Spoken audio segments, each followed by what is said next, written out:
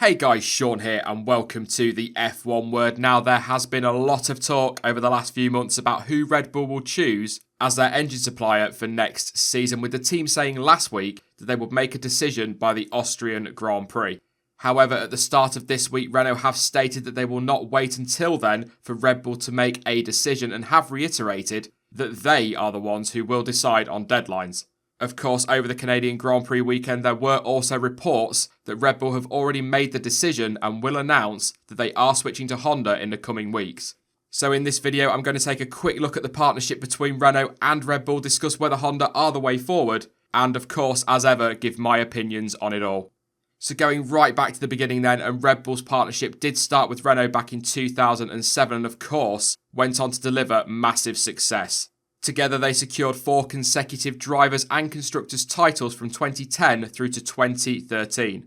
However, following the start of the hybrid era, that relationship began to strain following a lot of public criticism from Red Bull about the power and reliability of the Renault units. And of course, as we know, that criticism has continued ever since.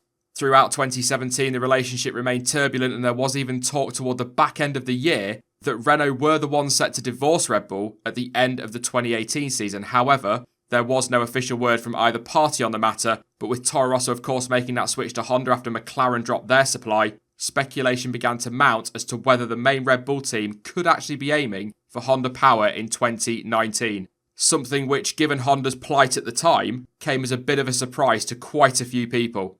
However, following what I think it's fair to say is a surprisingly impressive, albeit unreliable start to the season for Honda, speculation has begun to ramp up over recent weeks, and of course with Red Bull themselves beginning official talks with Honda, that speculation has been rife. And when you throw into that the concern over Renault's lack of reliability and the fact that the manufacturer are heavily focused on their own works team, thus of course not offering the backing to Red Bull it once did, the general feeling is that Red Bull will be using Honda power next season, which is seen by a lot of people as a big gamble. So, will Red Bull be powered by Honda in 2019? Well, to be honest, I have long believed that it was on the cards, as many have to be fair. And the fact that Toro Rosso made that switch for this season could be seen as a testing platform, if you like, for both Honda and Red Bull. You know, try out new upgrades, look for more power and reliability. If a new part doesn't work and it fails, stick another thing on and try again, all with the view to making that switch in 2019. Also, the fact, of course, that the Red Bull bosses have visited the Japanese manufacturers' factories and have been full of praise and optimism tells us an awful lot. But what also tells us quite a bit is that Toro Rosso have been very much on a charm offensive this season and have been almost polishing Honda's damaged reputation over the last few months. Is it a gamble? Yeah, of course it is. But you could argue sticking with Renault is also a gamble. You know, for all the criticism Honda get for their reliability, it's not as if Renault have been particularly bulletproof this year. In fact, they've been far from it. What Honda do offer Red Bull is a full works backing. And again, with that potential testing platform with Toro Rosso, they've got a lot of room for development. And yeah, you know, sticking with Renault is very much better the devil you know. And I think many would understand if the team stuck with their current manufacturer. But what could be quite defining in all of this as well is that if the sport votes in favour of an engine freeze, that would mean little to no development in 2019 and 2020 and would effectively mean that whatever Honda turn up with next season, Red Bull could well be stuck with. So, if they take a step backwards, which of course we've seen in the past with Honda, that's going to cause big problems. But obviously that could also be the case with Renault. The thing is though, if Red Bull stick with Renault, the worst case scenario is that they finish third in the Constructors. And the best case scenario is that they probably finish third in the Constructors. That's not to say that they can't challenge, but Renault will have to make a huge jump forward if they are to compete with Mercedes and Ferrari. So, in my mind, surely taking a gamble on Honda has got to be worth it. It could well be that the team slip into the top end of the midfield fight initially, but they do also have one of, if not the best chassis on the grid, which would surely help to counterbalance, if you like, that drop in power.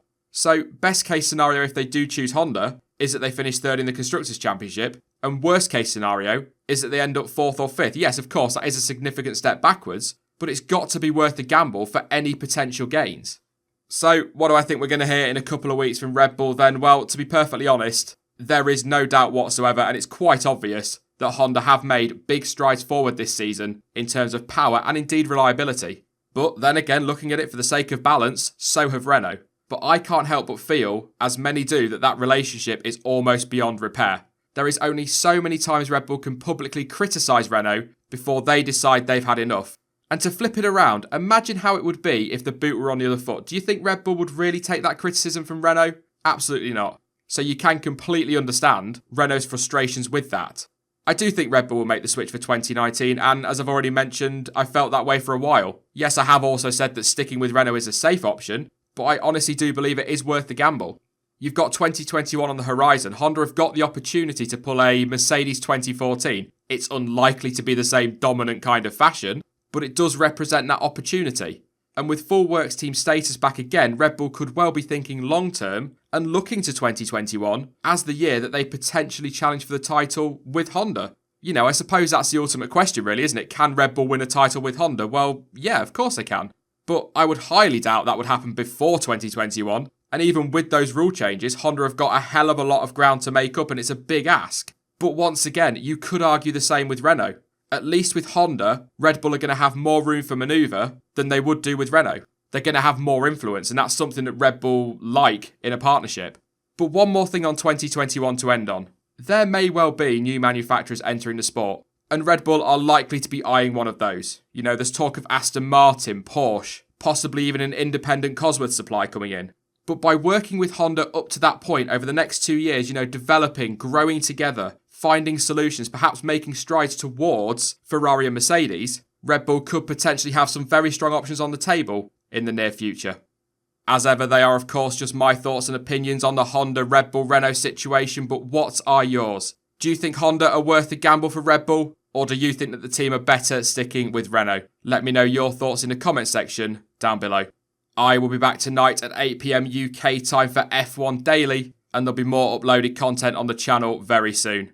In the meantime, though, you can follow me on social media. Links to Twitter, Instagram, Facebook and to Discord are all in the description down below. But as ever, thank you for watching. I've been Sean. This has been the F1 Word, and until next time, goodbye.